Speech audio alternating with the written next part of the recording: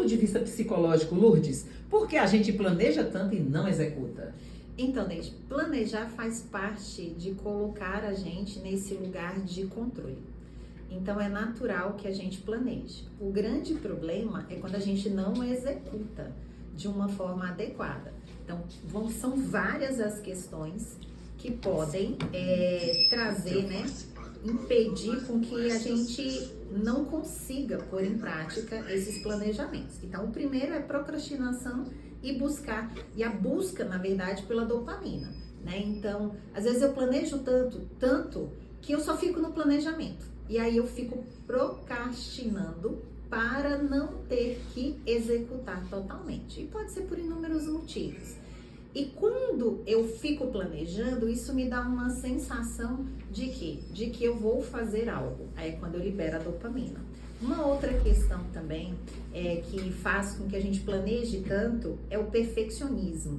E o perfeccionismo, ele vai afetar justamente na questão de quê? Na questão do fracasso. Por quê? Pessoas muito perfeccionistas, elas só querem fazer aquilo na excelência. E muitas vezes quando a gente planeja, para essa pessoa não adianta só um pouco. Tem que ser o melhor do melhor, do melhor, do melhor. E aí eu termino procrastinando, porque eu nunca vai ficar melhor do melhor, né? Outra questão também é o medo do fracasso ou do desconhecido. Então a gente planeja, mas eu fico com tanto medo do fracasso que aí durante o ano, isso como você traz aqui final de ano, durante o ano eu coloco metas, coloco um planejamento, mas às vezes eu não quero mudar. E aí o que eu faço? Eu planejo e vou perdendo esse pique durante o ano. Outra coisa são metas muito amplas e realistas. Então o que a pessoa faz? Ah, eu quero perder peso. Mas não fala quando, quanto, até que data, o que vai fazer para perder, né? Tem uma técnicazinha chamada SMART, que você tem que colocar a questão que seja mensurável, que seja específico. Então, vamos supor, nós estamos hoje 26 de dezembro de 2025. Ah, eu quero perder 4 quilos até o carnaval, que eu acho que vai ser fevereiro, março. Então, eu tô sendo específica. Eu não deixei o ano inteiro, eu quero perder peso. Quanto que eu vou perder? Então, eu vou colocar uma meta. Perdão. Vou colocar uma meta, que é o quê? Daqui a 2 meses eu quero perder 4 quilos, então a gente vai planejar o que eu vou fazer de comportamento para que eu consiga fazer. Só que as pessoas, às vezes, elas planejam e deixam muito aberto, muito amplo, pouco claros, né? Então isso dificulta. Tem uma outra coisa que é a falta de motivação sustentada. Então o que acontece, gente? Eu começo muito motivado, mas eu vou procrastinando, eu coloco metas muito difíceis ou irrealísticas, e aí a minha motivação vai se perdendo durante os meses, né? Que causa também justamente isso. Tem a resistência à mudança. Então eu falo assim, eu quero perder 4 quilos até o carnaval, mas eu não quero deixar de comer todas as comidas de finais de ano, aí depois vem janeiro, eu tô de férias, aí eu vou comer X coisa. Então, eu quero ter, mas eu não quero mudar o meu comportamento. Então, isso também vai fazer com que o meu planejamento fracasse. Tem também uma outra coisa, que é a falta de recurso e suporte, Neide. Então, às vezes eu falo assim, eu quero ir para a Europa. E tem dinheiro na conta? Então, às vezes, meu planejamento, ele não vai à frente, né? Porque eu não me programei. Então, se eu quero ir para a Europa, eu vou precisar de quanto que eu vou gastar, quanto tempo eu vou economizar, até que eu consiga chegar lá, né, numa data específica. E tem também a questão do planejamento rígido. Tem gente que fala assim, eu vou fazer isso e não aceita nenhuma alteração no meio do caminho. Não aceita a metade ou um pouco apenas. Sempre vai querer aquilo daquela forma. É tipo assim, eu nasci assim, eu sofri assim, morri assim, a síndrome de Gabriela, né? Então, essa questão, por que a gente planeja tanto e executa e não executa, é justamente a partir desses pontos que eu tô te falando. De volta ao nosso bate-papo, aqui com Maria de Lourdes Silva, psicóloga clínica TCC. Nosso tema: planejar sem executar. O custo emocional disso. Lourdes, planejar sem executar, qual é o custo realmente emocional disso? São inúmeros, mas antes de responder, vocês fizeram os planejamentos para 2026, Romilson e Neide? Eu já. Faz, né? O meu tá, nossa, eu preciso Todo ano a gente reaver. faz. Mas vocês estão repetindo o que vocês programaram para esse ano?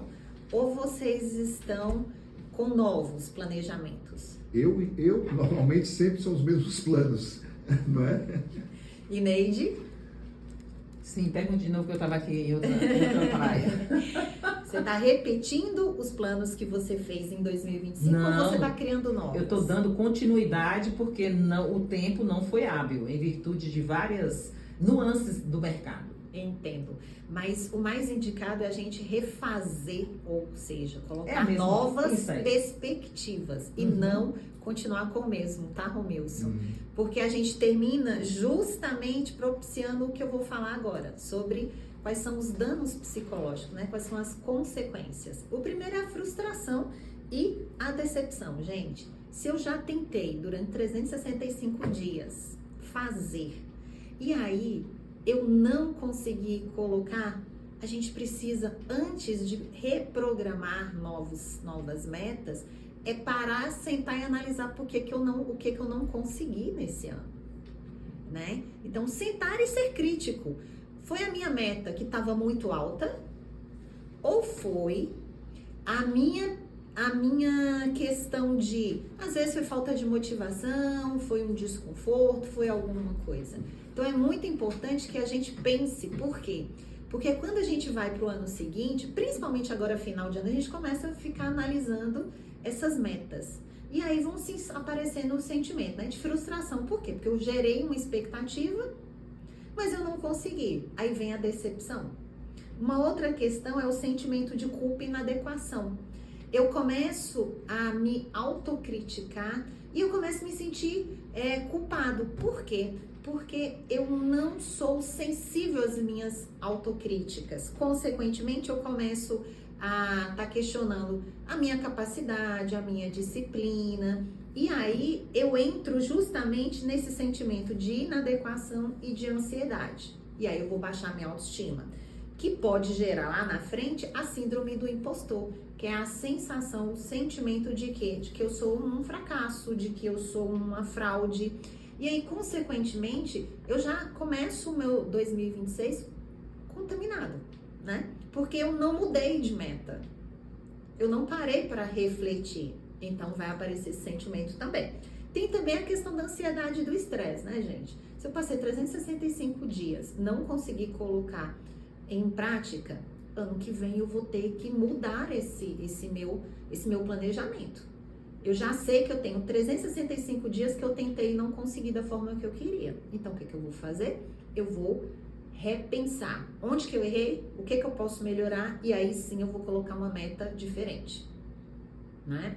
Outra coisa, a perca de confiança e de motivação. Se eu não tô conseguindo, eu vou, com o tempo, eu vou desmotivando e aí eu vou ficando com o quê? Pouquíssima motivação, porque motivação é intrínseca, né?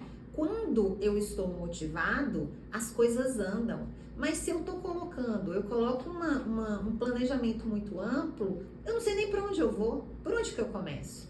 Tem uma frase que eu gosto muito que é perdido igual cego em tiroteio. É como a gente se sente quando a gente não planeja de forma adequada. Uma outra consequência é o remorso, é o ficar perguntando, e se eu tivesse feito isso?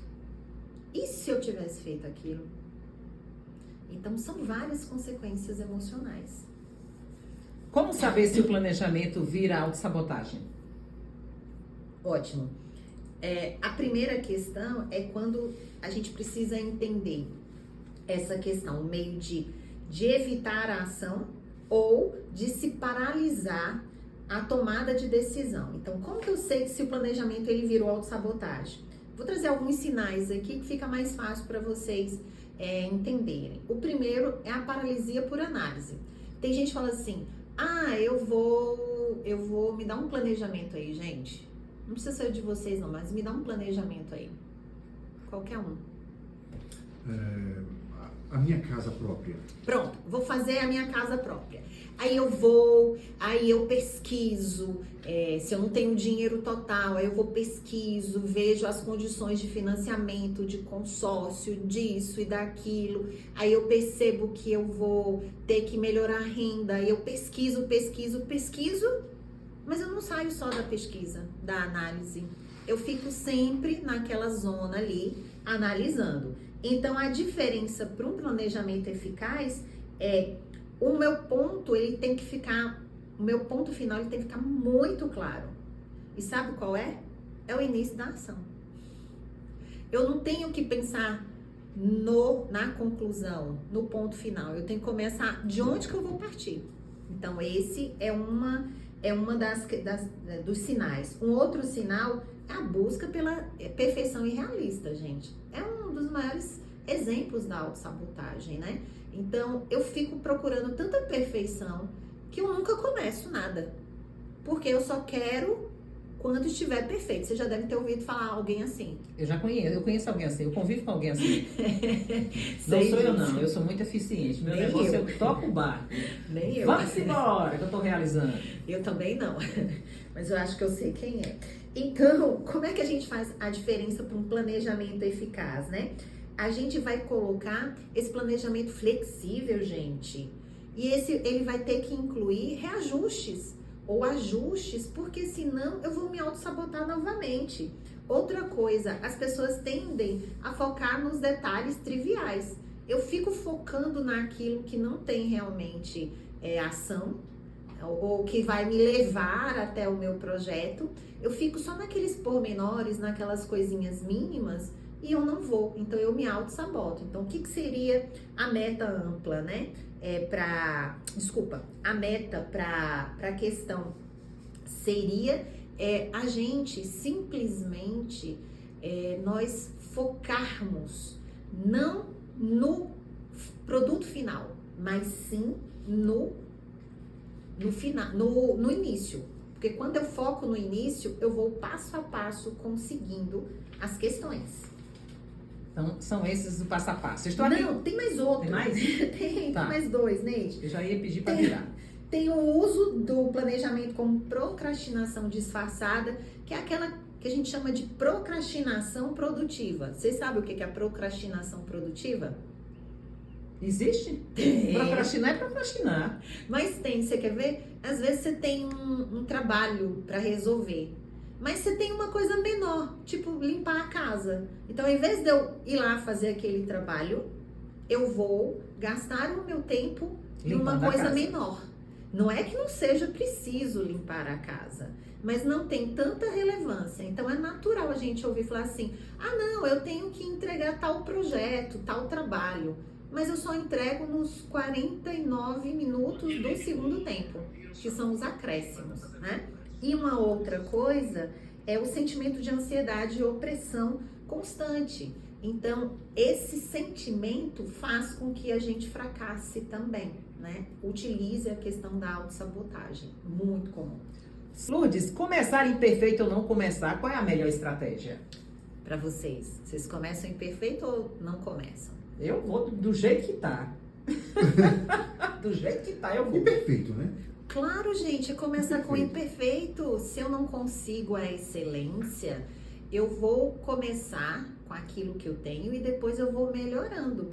Então, por quê? Quais são as razões que fazem com que eu comece, né, com o imperfeito? Primeiro, a ação gera aprendizado. Eu só vou saber o que dá certo e o que dá errado se eu começar.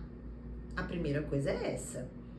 Outra coisa é iniciar qualquer ação e que ela se torne, né, mais fácil e fique melhor de fazer. Então, às vezes, quando a gente começa a, sei lá, andar de bicicleta, de carro, eu não vou ser o melhor motorista no primeiro dia que eu peguei, né? Eu vou cometer um monte de coisas erradas, mas com a prática, eu vou melhorando a cada dia. Uma outra coisa, aperfeiçoamento contínuo. Quanto mais eu pratico, melhor eu fico. E Também evitar a paralisia por análise. Eu fico só pesquisando e não saio. Fico só procurando aquela perfeição que não existe. Gente, nós não somos perfeitos, nós não temos nenhuma exemplo de pessoas perfeitas. Então, a ação, eu começo imperfeito ou não começo? Claro que eu começo com o imperfeito. Qual o primeiro passo para agir? Bem, o primeiro passo para agir é a gente ser gentil com a gente mesmo. Então, a gente precisa nos autoacolher mais, né? Nós, às vezes, somos tão bonzinhos com o outro, tão acolhedores com o outro, com o erro do outro, mas com a gente é tão perverso. Então, eu tenho aqui algumas dicas. O primeiro, tenha um diálogo saudável consigo mesmo, né? Então, seja acolhedor com os seus acertos e com os seus erros. Permita-se ser imperfeito. Gente, por que eu tô procurando a perfeição se não tem ninguém perfeito? Vai ser uma busca incessante e angustiante. Uma outra coisa é você se permitir perdoar e se autorresponsabilizar. Fiz, errei, reflito, me perdoo, me responsabilizo e depois vida que segue. Aí eu escolho se eu vou errar de novo aquilo que eu acabei de errar ou se eu vou mudar o meu comportamento. Uma outra coisa, né? Redefina o fracasso. Nem sempre o fracasso, ele não te ensina, deixa de te ensinar algo, né? Então, o fracasso também te dá feedback. Onde é que eu acertei? Onde é que eu errei? Até onde eu fiz certo e até onde eu errei, né? É uma questão muito importante. E tem um diário de autocompaixão. Eu amo passar para os pacientes esse diário de autocompaixão, que é a gente anotar o que dá certo. Não é colocar o que deu errado, mas é a gente colocar as conquistas, os momentos de gratidão, os elogios recebidos. É extremamente importante. E aí, Neide, eu trouxe dicas, né? Bem interessantes. Passos bem fáceis que ajudam bastante. Primeiro passo, dividir em microtarefas as coisas, né? Então, tem pessoas que às vezes colocam o quê? Colocam metas muito grandes, ou seja, para essa semana eu tenho 20 coisas. Aí no primeiro dia coloca 10, só consegue fazer 2. Qual a probabilidade dela continuar fazendo essa semana as outras? Muito menor. Por quê? Porque ela já falhou no primeiro dia com 8. Então coloque microtarefas. Vá distribuindo durante, se for o mês, durante as semanas, se for o ano, durante os meses, a gente vai colocando microtarefas. Outras coisas, estabelecer metas realistas. Então, eu preciso entender até onde é meu limite. Ai, Luz, mas aí você não pode, você não pode ousar, posso, mas até onde? Lembra lá do exemplo do ir para a Europa? Ah, eu quero ir para a Europa, mas eu tenho dinheiro em caixa? Não, então o que eu tenho que fazer? Eu tenho que colocar metas realistas para que eu vá ganhando dinheiro e que eu vá juntando esse dinheiro para depois, em um certo tempo, eu ir fazer essa viagem. Outra coisa, agir antes de ser 100%, que era o que a gente estava falando anteriormente, né? E outra, experimentar ser flexível. Gente, a gente não é engessado, não. A gente pode reprogramar as nossas metas durante a semana, durante o mês, durante o ano, né? Quando eu vejo que não tô conseguindo de uma forma, eu recalculo rota e vou novamente. E a questão que eu falei anteriormente, foco no processo. Não é só lá no produto final, mas é foco no processo. Eu preciso ter foco. Lourdes, como lidar com o medo de errar, já que a gente está aí com esse planejamento para ter execução? Neide, a primeira coisa que a gente precisa pensar a gente precisa lembrar que errar não diminui ninguém, tá? Errar faz parte de qualquer mudança, então faz parte de tentativas. A gente só erra se a gente tentar. Se a gente não tentar, a gente não erra, mas também não vivencia aquilo que deveria ter vivenciado. Então, estratégias práticas. Primeiro, redefina o erro. Eu errei, onde é que eu errei? E bola pra frente. Segundo, metas realistas, como eu já falei. Pequenas, gente. Comecem colocando pequenas. Outra, pratique a atenção plena, que pode ser uma meditação, mindfulness. Se conecte com você mesmo. Comece a observar mais dentro de você e o que está ao seu redor. Outra, autocompaixão e resiliência, né? Então a gente tem que aprender a entender que aquilo ali é um processo, aprender a lidar com aquilo e ter autocompaixão consigo mesmo, ao invés de ficar só criticando. Ah, porque só erro, eu erro sempre, eu faço isso, eu faço aquilo, que são as crenças disfuncionais que a gente fala. Aceite que errar faz parte do aprendizado. Quem nunca errou, que atire a primeira pedra, né, gente? A gente já errou em diversas questões e a gente vai continuar errando porque a gente está vivendo. E faz parte, em algum momento, a gente errar. Outra coisa, busque ajuda especializada de profissionais capacitados. Eu atendo na terapia cognitivo-comportamental. Então, através da TCC, nessa questão do errar, a gente vai procurar entender a raiz, que pode ser a raiz desse medo de errar, pode estar relacionado à opinião alheia.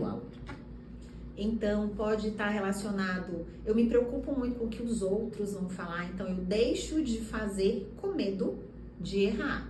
Uma outra coisa pode ser também pensamentos catastróficos. Tem gente que deixa de fazer a coisa porque sempre coloca o e se, né? Que é o pensamento ansioso. E se acontecer isso? E se acontecer aquilo? Aí fica só naquele campo das ideias e não faz nada, né? Fica só no planejamento, que eu já falei antes. E também na questão da fadiga de decisão. Eu fico tão fadigado, procurando, que às vezes eu não consigo me decidir. Então, dentro do atendimento, a gente vai identificar aí essas questões. E aí eu falo sempre com o meu paciente, tá com medo? Vai com medo mesmo. Nossa, você tá sendo indiferente. Não tô sendo indiferente, porque senão a gente fica procrastinando, fica auto-sabotando. Então, a gente precisa racionalizar. Na terapia cognitivo-comportamental, a gente tem uma técnica chamada enfrentamento e outra chamada de racionalização. Então, a gente vai mostrar para o paciente ali e ajudar a enfrentar aquele pensamento que ele não vai conseguir, que vai dar tudo errado, que alguém vai julgar, que ele precisa ser perfeito. E aí, depois a gente vai racionalizar tudo isso e a gente vai ver o que realmente faz sentido e o que não faz sentido a gente vai eliminar, né? Então, essas são as questões aí que seriam que você me perguntou, né, Iris?